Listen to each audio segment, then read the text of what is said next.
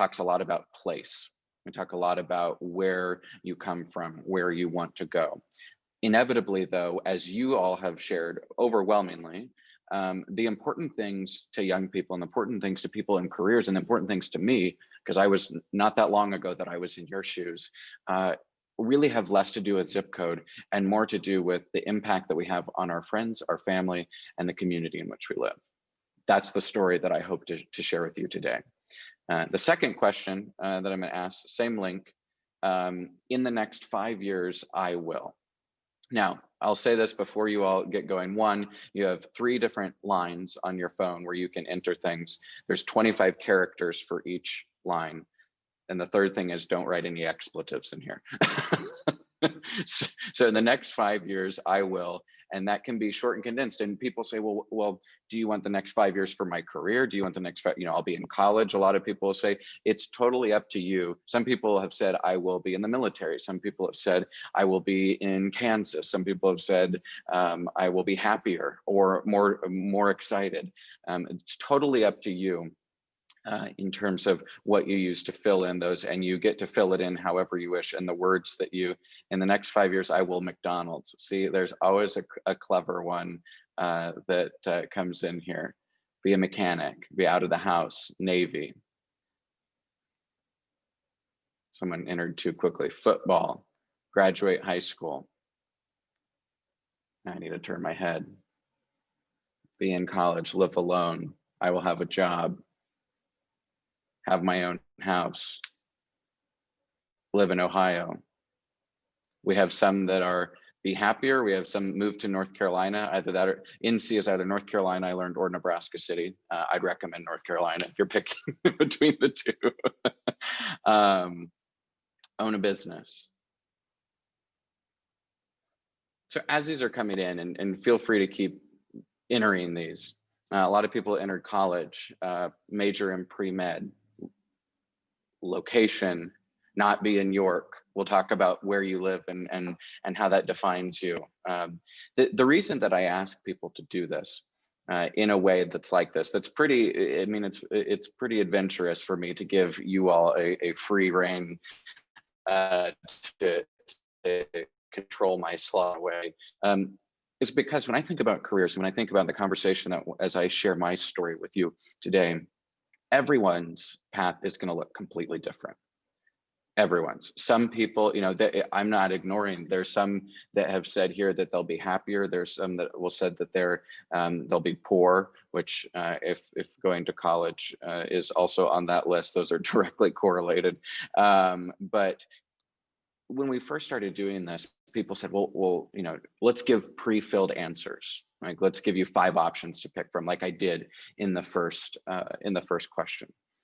But at the end of the day, your career and what you do with your career and how you build your career is entirely yours to write, 100%. You may have influences, parents, teachers, friends, peer pressure, that's influencing you in a good way or a bad way. But at the end of the day, it really is open. And while I think people think about careers and jobs directly correlated as where will I work and get my paycheck and define who I am, the story that I'm going to share here will hopefully give you the opportunity to think about things in maybe just a little bit of a different fashion.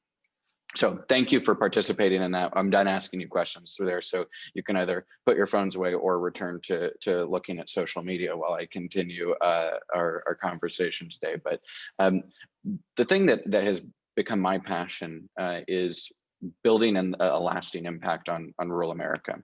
And rural meaning greater Midwest America, meaning not just Nebraska. I grew up in Auburn, about an hour south of Lincoln, where I am now. But the idea of connecting people that are generally seen in a disconnected way has become a passion of mine, and it's how we've built a company.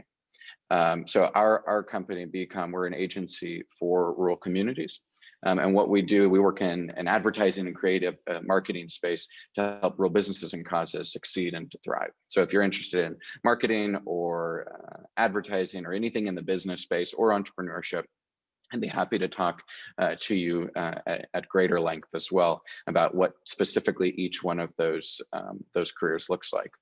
Um, what's interesting though is that how we've arrived at this point is actually not how we got started. We started in Auburn, Nebraska when I was in high school. So I was in the same shoes that you all were in, attending these career days. And now keep in mind that was about 10 years ago. So at that point, Amazon was not really a thing even at this point. People did not have Amazon Prime 10 years ago.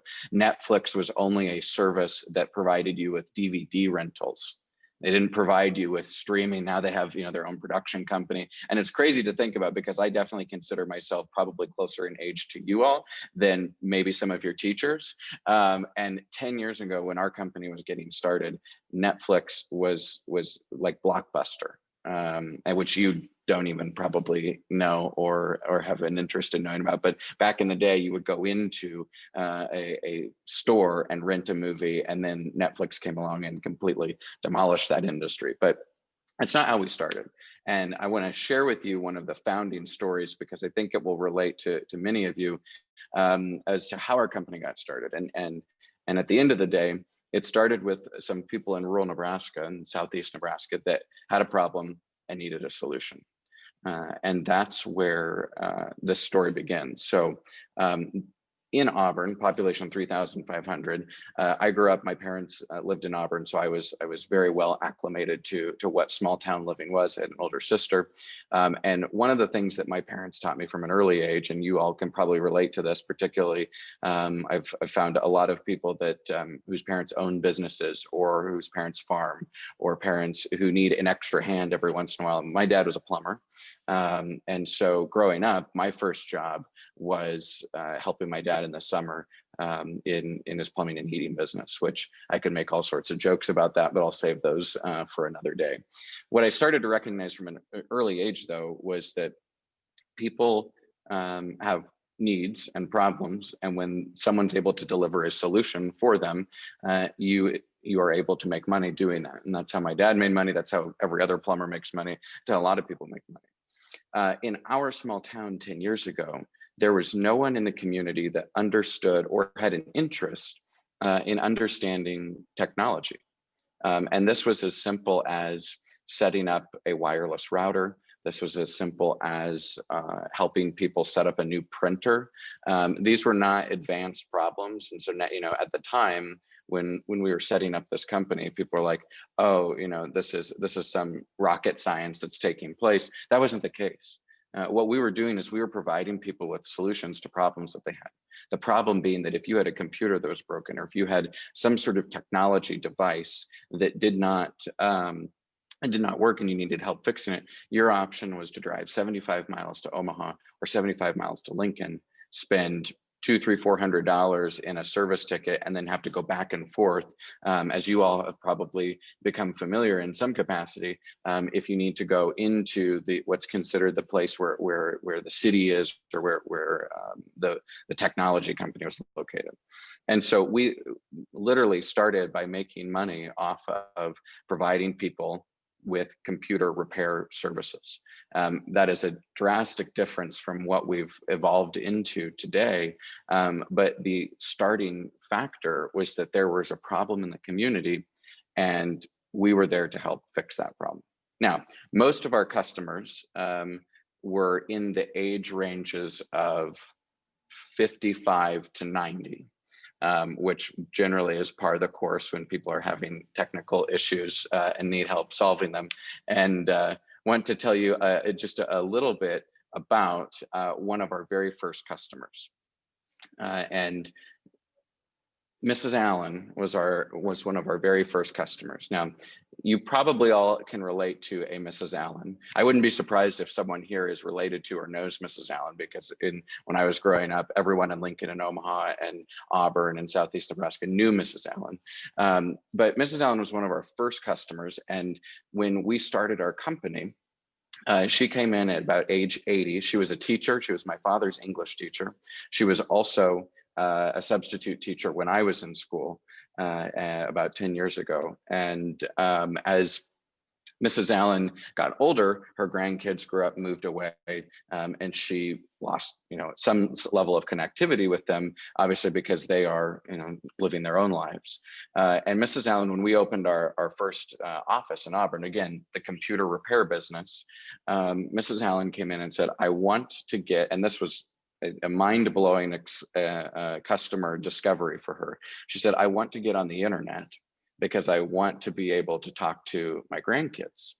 So our company helps, and I swear there's a relative connection to this entire story, and I'm not just rambling. Mrs. Allen, though, said, I want to get on the internet, but I will only do it if you all will help. Again, she had a problem, and we were providing her with that solution. And this is, mind you, while I'm still in high school, and this is not rocket science. This is go to the Apple store, buy an iPad, follow the on-screen instructions, and then give Mrs. Allen the iPad. But what we were able to do is we were able to connect her generation and her directly to her family. And what happened after that was quite amusing, because she started replying to all of our mass company emails. She'd respond to emails, not thinking that they were coming directly to me, and they weren't. She talks about tattoos when she thinks she's replying to one person. She also declined to join our team. Again, she's replying to our mass email list that we email thousands of people at once, and you all have probably seen this happen once or twice, where we sent out an email saying we're hiring. And she wanted everyone to know that she was unavailable and her schedule's full. Mind you, at this point, she's 81, 82 years old, letting us know. But that was a level of connectivity. What we had done we were connecting a person to an entirely different element, an entirely different world that 10 years ago, that wasn't happening. And again, problem solution, as you will see throughout this entire conversation today. Our business has made a successful, overwhelmingly successful career, and careers for many other people, by taking challenges that are facing people in rural communities and turning them into solutions. So I'm going to pause in the story where we started, in the fact that, after I was in high school, spent in Auburn, and as our company was growing, I was also getting excited about the opportunity to go somewhere else. Many of you had listed that you wanted to leave York or leave your community, and I was no different. I was on the honor roll at a public school in Nebraska, which to people apparently in the community, that meant that I was a rocket scientist. And I had this passion and this consistent drive and interest in what's the rest of the world look like. Also, I'm not going to lie to you, I spent a fair amount of time thinking, how boring is it to be in a small town in the summer in Nebraska? That was my thinking at the time. I was completely clouded by the opportunity that was the internet, and finding and discovering that that there were places on the coast where you could go to college and be in a beach town, or you could go to college and be in a city, and far away. I was constantly obsessed in a way with figuring out, how do I get out of here? Because in my mind, as our company was continuing to grow, I was a high school student. All I saw it was a vehicle and a ticket to get to the next place. And that thinking really clouded all of my judgment until I got to college. As Derek shared, I went to college in North Carolina and did 2 different degree programs. So for those of you that are college basketball fans, yes, I went to both Chapel Hill and Duke, which is a question we can answer in the Q&A section later. But when I got to Carolina, in North Carolina, what I recognized was, and this is when things started to click for me. I recognized that the same problems that I thought were being, were harnessing me down, hankering me down in Auburn, population 3,300, 3,500, were the same challenges that people were facing in a city or on a campus that had 30,000 people, as they did in Chapel Hill.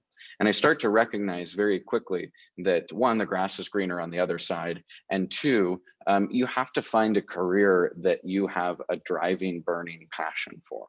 Otherwise, you're going to burn out. And for me, the more time I spent away from Nebraska and the more time I spent away from rural communities, the more obsessed I became with this idea that rural communities are, by many people, seen on the decline. But I'll share with you in a little bit some information that shows actually that they're not on the decline, and that people actually want to live in small towns. The problem is that they don't know how to tell the story. The community struggles with how to tell the story. The businesses are asking the question, how do we tell our story in a way that makes our business profitable, and in a way that allows more people to become customers and to continue to do what we want to do. So I spent time in North Carolina for 4 years. And as I was spending time there, I started to recognize that of the 7.6 billion people that live in the world, a lot of those people have similar issues as the rural community that I grew up in. A lot of those communities are struggling with challenges that we had built a business that was first, all we were doing was helping people fix their computer.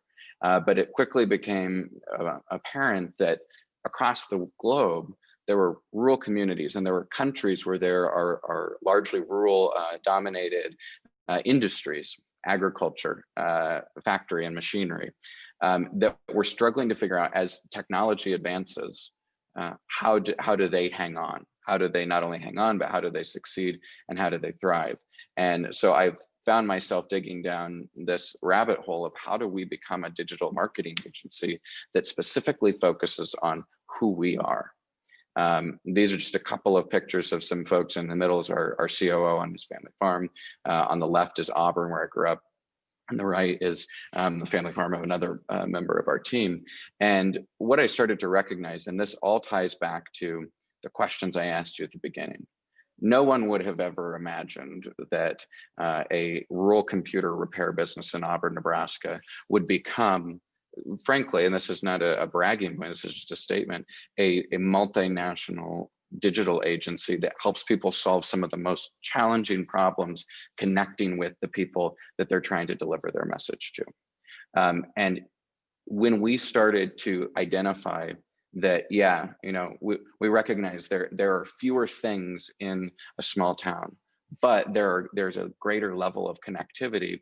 And our company truly has owned that space. And as an entrepreneur, and I'll talk a little bit more about some of these defining entrepreneurial moments in just a second, the entire process allowed me to have this sense of gratitude and sense of frankly, self-gratification as well, that I'm able to make a difference. And you all shared in the questions that I asked in the beginning, you wanted to have a positive impact, have a family, and be rich were the top three. Nowhere in there were the top two relevant to location.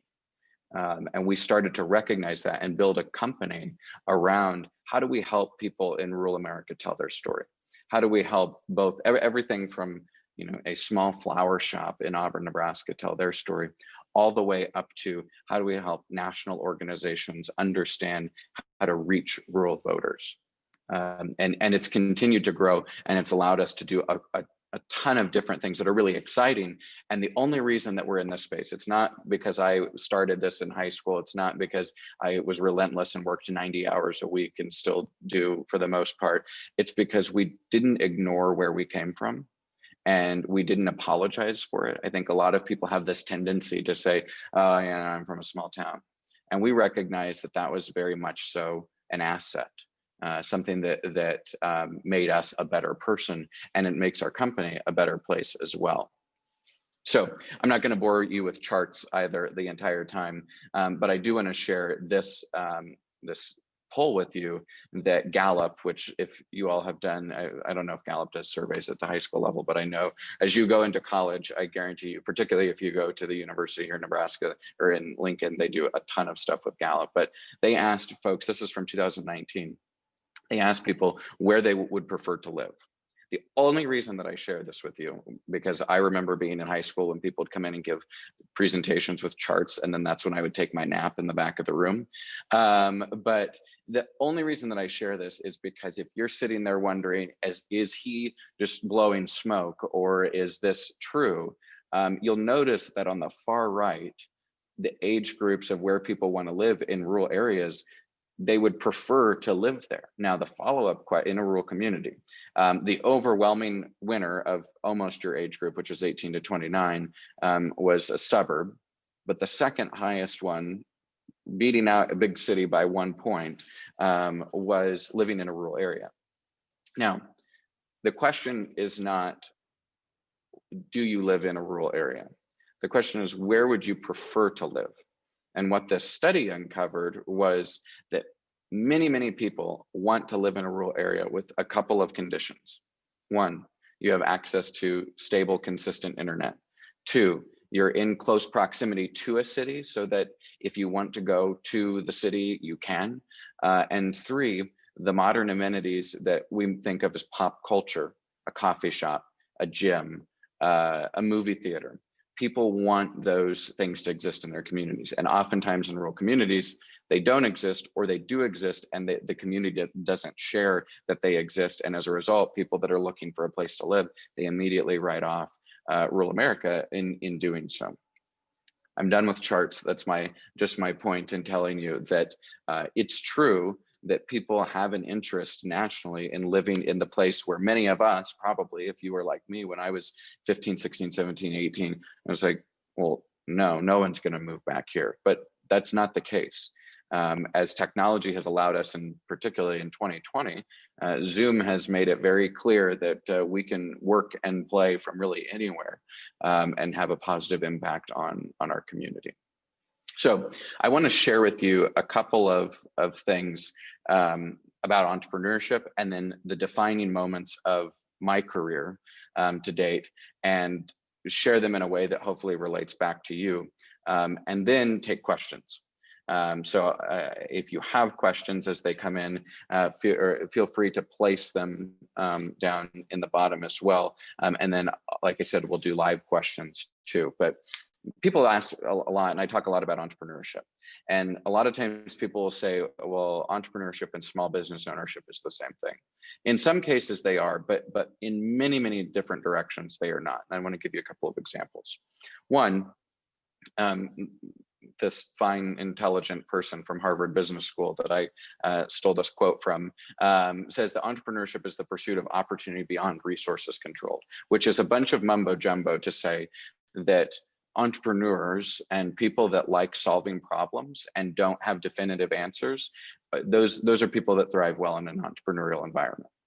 People that thrive well in a small business environment don't always have these traits. An example being, there are, I think, 14 photographers and 14 hairstylists in Auburn, Nebraska. I think there's a direct correlation between those two as well and how they keep each other in business. But in a town of 3,000 people, there are a ton of photographers and there are a ton of hairstylists. And they're great people. They deliver to the economy. They do all the things that they need to do, but they're doing the same thing that every other person is doing, right? Like, you know, you might like the way someone cuts your hair better than someone else, but at the end of the day, the hairstylists are the hairstylists. They're small business owners. The entrepreneurship world takes that another step and says, what's a problem within this industry that we want to tap into to solve? I don't have a good example of how that works in the hairstyling world, but in the marketing world, an example of that is our company and our digital agency. What we said was, okay, if everyone is going to write off rural America, and all the marketing and ad companies that are based in cities are going to say, nope, like we're only going to work with big cities and big clients in the cities because they have budgets. If everyone writes those folks off, that gives us an opportunity to have a huge customer base. And that's how we took that one step further. Rural entrepreneurship, as I will argue and add in my own quips to this, the difference in being an entrepreneur in a small town is that you're now a vital part of the community. Because in many rural communities, there aren't 15 web designers, there aren't 15 physicians, there aren't 15 hospitals, there aren't 15 clothing stores. In rural entrepreneurship, people that make a difference, people that build something that's unique, not only is it important to the entrepreneur that they solve the problem that they're looking to solve and they make money doing it, but they become a fixture of the community. In Lincoln and Omaha, if our company closed, you know, a couple of people would be sad, but at the end of the day, they would be able to find another marketing agency for anything in Lincoln and Omaha. But in Auburn, where we also have an office when we got started, and we still have our office there in Auburn, not only are we the only one that does what we do, we're also the only community conference room space in the town for people to use collaboratively, unless you have your own.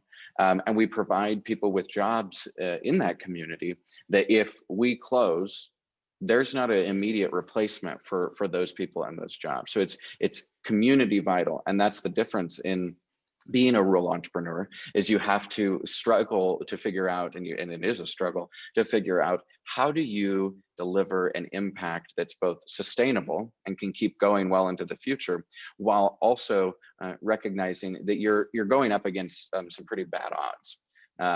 Somewhere between 70 to 80% of entrepreneurs quit before they reach their fifth year of doing something. We have thankfully made it over that hurdle. It wasn't always pretty, but an overwhelming, statistically accurate number of people, the vast majority of them will try it, and they might love it while they're doing it, but then they'll move on to something that has consistency and stability. And that's not the case in a rural community. When you're building a business, you don't have the luxury of thinking, oh, here's the consistency, here's the stability, because you're doing something that is critically vital to the community and what that looks like. So let me share just a couple of defining career moments. And granted, for full disclosure, I'm 25, so my career has lasted all but about 6 or 7 years. And now I'll tell you all the things that I've learned in about another 10, 15 minutes. It's been a short period. But one of the things that I think about when you're thinking about careers, and you'll notice that in this entire presentation, I am not talking about the path to become a doctor or a nurse or an entrepreneur or a business owner. I'm happy to talk about those things, but I think what's more important, and something that I would encourage you all to consider and to think about before you jump into, this is the career that I want, and this is the steps, these are the steps that I'll go through. I'd encourage you to think about the why. Why do you want to do that? And some of you, I'm imagining, are 15, 16, 17 years old, and you're thinking, okay, like, sure, I'll do that, maybe. But at the end of the day, now is a really great time to think about it, because you have, kind of a free ticket, per se, to decide what you want to do. And the good news is that you can change. You're not married to this, and you don't have to be. And a lot of my friends that started in one field moved into another field, and they're happier than they were before, and they're excited about what they're doing. So the first thing in what I would consider a defining career moment is really this idea of taking complex problems and making simple solutions. So when I think about complex problems, I think about things like air traffic control. That seems like a business I wouldn't want to get into. We now have drones that deliver things to people. You can get your groceries delivered in many large cities across the United States via a drone now. They recently shared just a couple of weeks ago, I think, that by the end of 2021, it's highly likely that there will be a national police force that's designed to regulate and control cyber drone activity. So the world has evolved, right, in a substantial way, and yet I think about practical solutions, like people still don't know how to park their car. And I think about this, and the reason I share this very tacky image is that, we have this industry, right? We have transportation that's become this super overwhelmingly large industry. And we still have issues like people driving into each other and people in the parking garage not knowing how to park in the parking lot in the right way. So when I think about a career moment, and when I encourage you as you're thinking about your career, think about in the very practical sense. What is it that makes you happy? What's the thing that you think about? If you got up in the morning, whether that's at school, maybe it's a certain subject, or maybe it's nothing at school. And the one thing that if you had to get up an hour earlier every day to do X, what would that thing be that wouldn't make you go, oh, I have to get up an hour earlier? For some people, that's their career. For other people, that's their family. For other people, that's something as simple as watching the Masters on the Golf Channel. Like it seems very, very impractical for me to say that, but the people that I know that have a passion for what they do, they get up every day and they're excited to do it, and they thrive in what they're doing. And I can say this because I have a lot of friends that have been in, their jobs for 2, 3, 4 years outside of just out of college. And the ones that are advancing in their careers, the ones that are making a lot of money. I was talking to a friend the other day, and he was talking about how, he does sales consulting and travels all around the country, does sales consulting for kind of Kawasaki. It's not Kawasaki, but it's a similar brand. And his bonus at the end of the year is going to be $175,000, and he's 25. Don't come work at BCom if you're looking for $175,000 a year bonus. But he's someone who thrives in what he does. And when we were going to college, he was pre-med.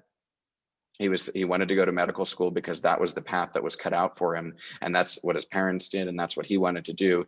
And he was miserable. I mean, he was not the friend that you wanted to hang out with on the weekends. And he found this job, this role in sales, and he's really good at it, and he makes a lot of money doing it. And it's all because, at the end of the day, at one point in his career, at one point in his life, he said, wakes up and it's like, okay, there's a million things that you can do in the world. You can be an air traffic controller, you can be a drone operator, you can do all these different things. But even in things like transportation, there are still very, very practical issues and problems that need to be solved, like people not being able to park their car correctly. And so think about it in the most, maybe watered down version, and ask yourself that. And it's hard because you're probably getting fed a million different things a minute. But I would encourage you to think about what's something practical that you enjoy doing, that waking up every day, you'd be like, oh, okay, I want to keep doing that. For me, that's doing what we're doing here at BCom. The next thing that I just want to point out to you, and in doing that in a very practical way, is the model that we've built here at BCom. So we have employees in Lincoln and Auburn. We have an employee in Ohio. We have an employee in California. We have people all over the country, all that care about the small town aspect of what we're doing. And what I tell people is, just because we're in a small town, you can make a smaller investment. It's cheaper to live in a small town. It's cheaper to run a business in a small town. For context, the office sizes of our two offices in Lincoln and Auburn, you could pay for 5 Auburn offices and still not be paying the same amount that we're paying for an office here in Lincoln. So the difference, though, is that you can have that impact. You can have a substantial impact on dozens, hundreds, thousands of people doing less with more every day in a rural community. The next question or point that I want to make is this idea of building something or being a part as an entrepreneur, being part of something that's bigger than yourself. And for this, I have a question. So if you are near the chat, or if anyone wants to unmute, feel free to. But my question is, does anyone know who Netflix's #1 competitor is? Anyone? You can put in the chat, or you can just unmute and holler it out. Netflix's #1 competitor. Anyone? You can also say it in amongst yourselves in your classrooms. So how many of you, by a show of hands, how many of you said Hulu? Okay. How many of you said Amazon TV? How many of you are not going to raise your hand because you don't know that I'm looking at you, but I am, and you're not raising your hand? Oh, there's 2 or 3. How many of you said it was regular TV? Okay, the answer to the question is Netflix's #1 competitor is sleep. Now, some of you are going to feel like you got gypped from the question, but Netflix's #1 competitor is sleep. Now, think about it. And I would ask you, if we were in an in-person setting, it'd be a little bit easier. But if you were watching a show on Netflix and you fall asleep in the last 5 minutes, what happens when the one episode of the series ends? It rolls to the next one. No other movie company does that. I mean, now they're catching on. But when you get to the end of a series, it moves you right into the next one. So that virtually the only thing that's stopping you from watching that next episode is either work obligations or some other prior commitment, or going to bed. Netflix's background on their screen and their website is dark for a reason, because they know that they have built something, and this is the point in what I'm making, they've built something that's so much larger than the video industry. They're not even competing with Disney Plus or Amazon or Roku or Hulu. They're competing with this idea that they're delivering something to you that's larger than any human being. For us, for the work that we're doing at our company, I think it's really exciting, and definitely is not on the scale of Netflix by any means, but what we're doing in rural communities has a lasting impact. In the communities in which we're working, it allows people like you to have access to more technology. It allows young people to see that there are jobs in rural communities that are exciting, that aren't just, oh, I'm going to go into work and then I'm going to be done, I'm going to follow the status quo. We're presenting and creating new opportunities that didn't exist in the communities as it relates to technology and marketing and advertising. And it's a collaborative sense that lets people have this idea that you get to be with people on a regular basis. Many of you are probably introverts, many of you are extroverts, some of you might be in between, but humans are designed inherently to interact with each other. Whether you like it or not, your body is designed to have an interaction on a regular and consistent basis with a human, whether it's just saying hello, whether it's living with people, whether it's interacting with people at school. And from an entrepreneurship perspective and being an entrepreneur, the greatest excitement that I have is getting to bring people in to work on this mission so that there's a level of collaboration that exists. And that's something that I would encourage you when I'm thinking about the things that have defined my career, is this sense of collaborative effort and energy. What does that look like in more practical terms? These are just a smattering of pictures of things that we've done. But when you think about the impact on rural communities and what we've done, and all these were done pre-COVID, pre-social distancing, so everyone didn't need to wear a mask. It's weird now to see people interacting with each other in large settings in this case, but this is an example of why we do what we do. In the bottom left-hand corner, there's three women standing around a bouquet of flowers. One of our first customers and one of the first challenges that we solved in our community, problem solution, you'll hear me say over and over again, was when people would die, this is fairly morbid, in small towns and rural communities, many family members would not send flowers, or they wouldn't go through the length to send flowers. Why? Because very few flower shops had access to an e-commerce site where people could buy flowers for their loved one. If you live in York, Nebraska, and you get up and move, to New York City, and you're a big shot on Wall Street, or you're singing on Broadway, and your great aunt passes away, the first thing that you're going to think in your mind is like, oh, if I send flowers, I'm going to go to the website and buy flowers. Well, before we started creating this, many rural flower shops didn't have access to an e-commerce site.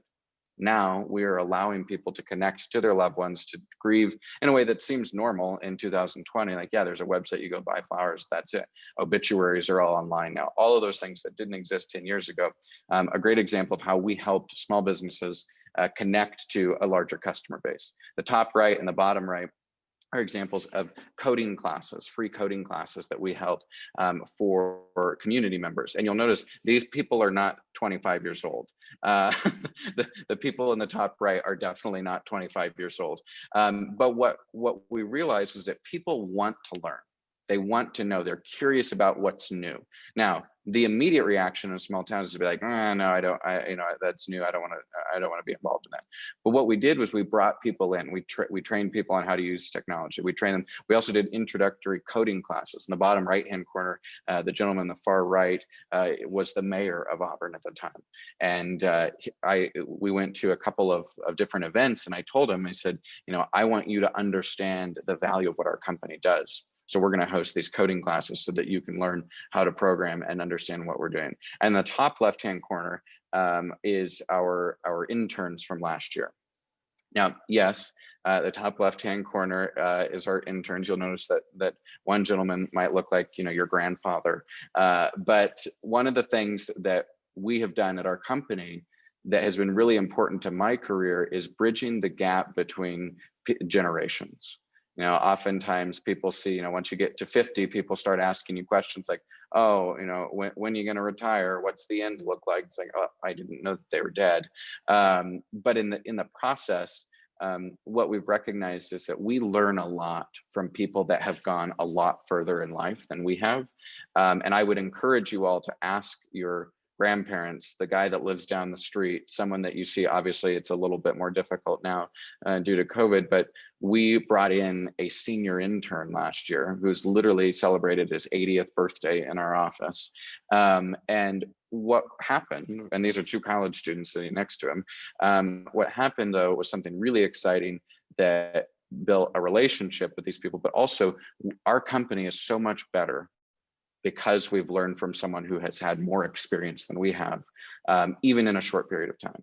So I would encourage you all, as you're thinking about your career, if you're thinking about going into medicine, find someone who has been a doctor for 60 years. If you're thinking about going into music or education, find both the young teacher and find a not as young teacher, and ask them questions. What was the most important moment of their career? If they could change something, what would it look like? What's the thing they like the least about their career? Find people that will tell you honest answers to questions, because it's really important that as you're thinking about the next step in your life, that people give you that feedback. For me, and as we were building our company, that feedback was through our customers, because they were paying me to listen to them. But throughout time, what I realized, and I became really good friends with a lot of our customers, because I realized I could both learn from them, from what they know, and provide them with information and obviously the services that I know from a digital perspective. Just a couple of other quick things, and then I'll open it up for questions. A long time ago, about 4 or 5 years ago, everyone was talking about work-life balance. And I don't think any of your teachers would disagree with me that work-life balance, it really doesn't exist. It's not like, at 3:45 you turn out the lights and then you don't think about your career until 8:15 the next morning. That is a far gone conclusion, that this idea of work-life balance, you can separate, you can have a personal life, and that's not to say that you have to work all the time. The difference is when you find that passion, you want to integrate that to everything that you do in your career, and do it in a way that's enjoyable. One of the things that I've enjoyed the most throughout this entire process of 2020 is helping a lot of churches figure out how they get online and do streaming. A lot of rural churches figuring out how they do streaming. I'm able to use my skills and expertise to share with them tips and things that I've learned along the way. And there's a sense of gratitude. There's a sense of commitment, like, oh, I'm able to help them do something. It's not, oh, sorry, I'm not working right now, I can't answer that question. It's, let me help you with the expertise that I've built. Because when you have that expertise, people want it. And that's, as you're considering your career options, I would encourage you to think about how can you live a life that integrates all of those components together. The final thing that I'll share before I open up for questions is listening to people. And I've talked at you for the last 50 minutes. So, there's something ironic about the fact that I'm encouraging you to listen to people. But the most compelling moments of my career have not been when I applied for a job somewhere. It was not when I applied to college. It was not when I got accepted to college. It was not when I got a full ride scholarship to go where I was going. What was the most compelling moments of my career is when I was able to listen in, either on conversations with other people were telling me their stories. That's when you really get to know and you really understand, because you can feel the energy or the lack of energy that people have about a career when you listen. And that's a lot easier said than done. We look at our phones on average, I think 2,670 times a day, the average person, and young people are definitely above average in those numbers. So we spend a lot of time consuming media and information. I'll stay on Zoom all day today and other meetings. But when you get a moment, sit back and be like, okay, I'm gonna listen. I'm gonna go talk to people that and listen from them that are in these careers and doing these different things, because then you're able to build a career that's like full circle, right? If you like helping people and you like science and you want to be a physician and you go to med school and you listen to people that maybe you want to be a surgeon, but you meet with a surgeon and they say, don't do X, Y, and Z. And then you become a pediatrician because of that expertise. The things that you can get from hearing from other people is incredibly, incredibly valuable. As I open it up for questions, the other thing that I'll say is you're young, you have a ton of opportunities that are ahead of you. There's a level of self-promotion and there's bragging, and they're two very different things. All of you coming from a rural community in Nebraska, the sky is really the limit for you. And I can say that because I applied to Ivy Leagues and to schools on both coasts. And in the essays, I talked about what it's like to grow up in a small town. That's a perspective that we take for granted, but most people that are applying to Harvard are coming from New York, Boston, LA, Chicago, somewhere in Texas. So think about how you tell your story. Promote it in a way that doesn't feel like, oh, I was the champion of this and I got a perfect score on that. Think about how you can tell your story, because no one's going to be able to tell it better than you do. My last thing that I will leave you with, I'm going to skip through these.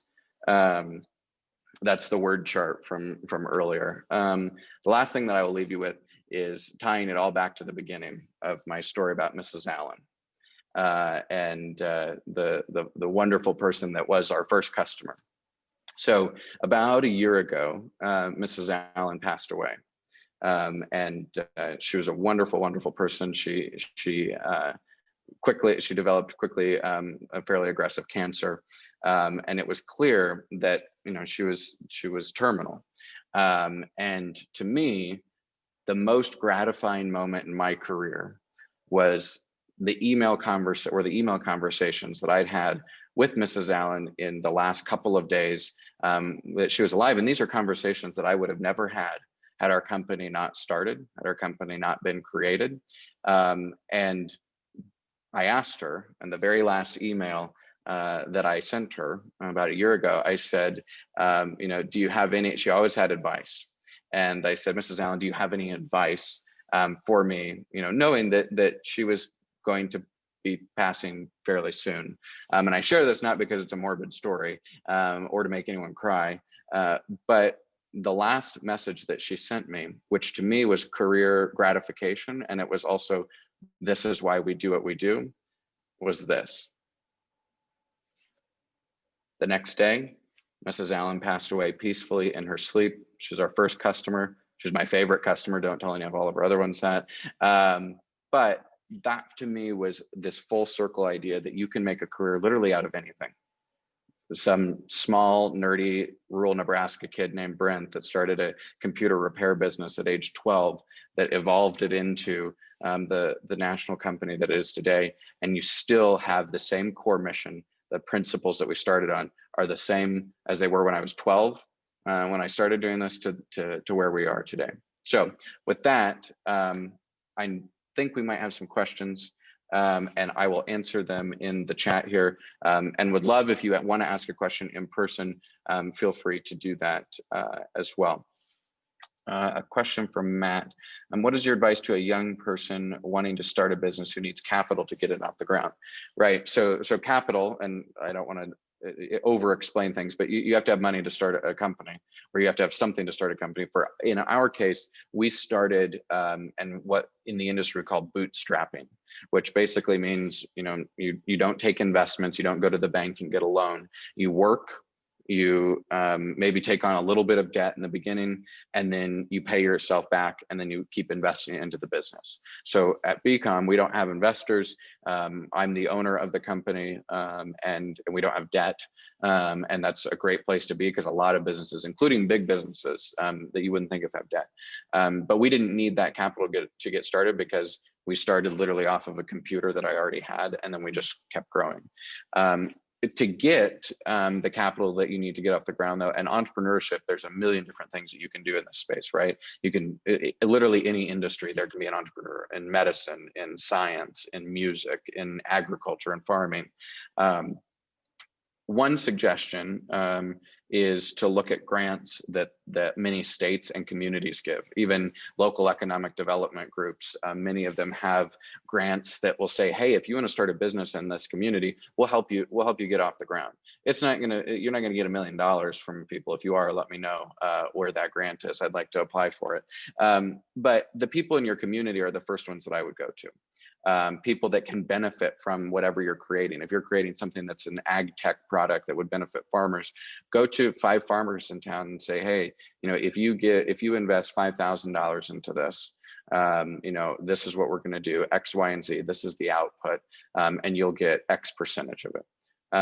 You're going to find, Nebraska is a fairly conservative state specifically when it comes to money and budget and fiscal, financial related matters.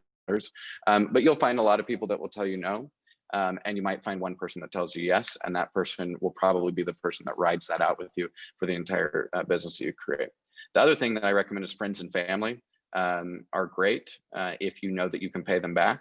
If you're not sure where the business is going to go, it might make Thanksgiving a little awkward if you take $50,000 from your Uncle Bill and then your business tanks and you're like, oh crap, well, sorry, Uncle Bill. You're not getting that back. So just keep that in mind. But there are many financing options for creating, and you oftentimes don't need as much as you think you need to get started, and then you can self-fund through a lot of that. Other questions? I'm happy to answer. Literally nothing's off the table. I'll answer questions about college. I have minimal knowledge about high school, but careers. Happy to answer anything.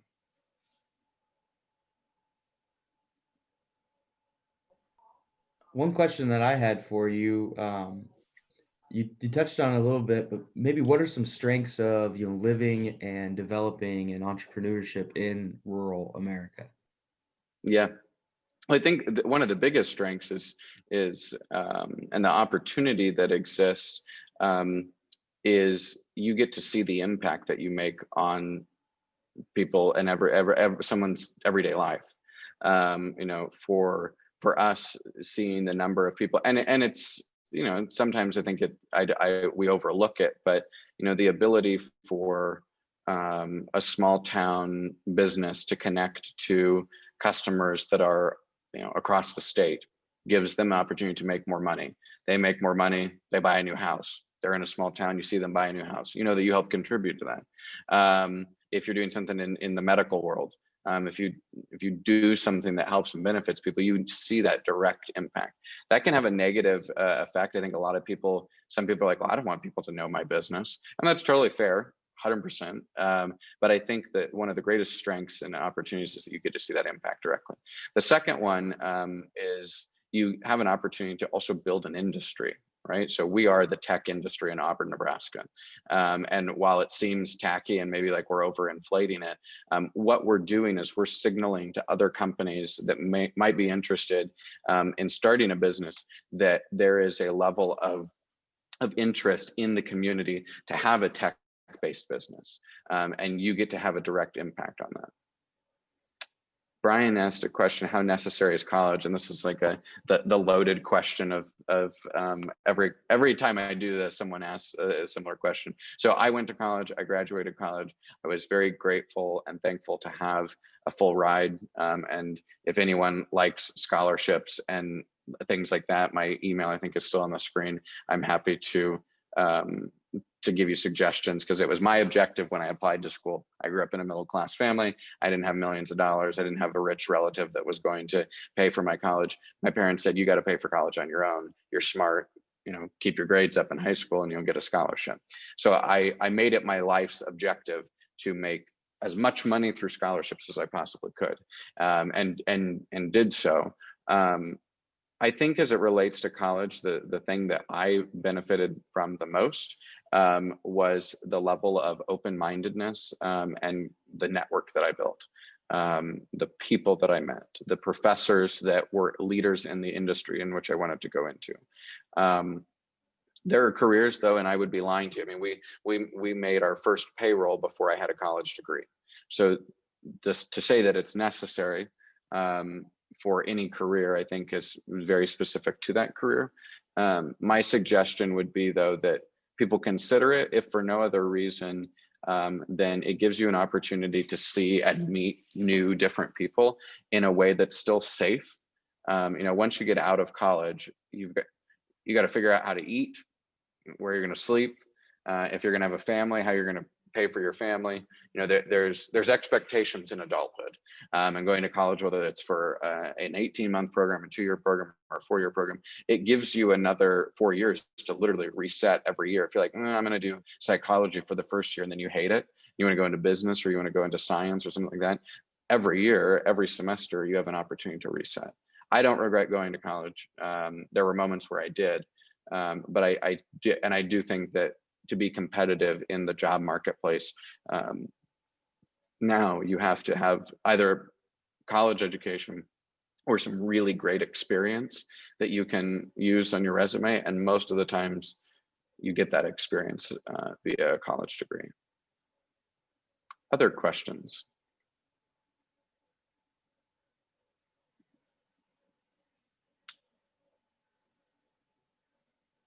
If there aren't others, I would just say two very quick things. One, thank you for bearing with me through the hour Zoom. I know that it's certainly not as fun for me, and I can't imagine that it's as fun for you. I hope that sometime soon in the future we'll get an opportunity to be together in person.